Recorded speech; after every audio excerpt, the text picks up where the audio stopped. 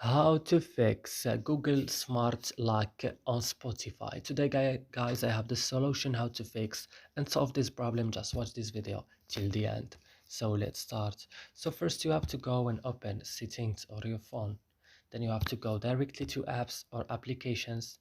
And after this, you have to go to search for Spotify, and when you found Spotify, just open it like this and go directly to storage option, then go to the last button, clear data, click OK and go back and click on first stop and click OK. And the last thing is going to Play Store and updating your Spotify again.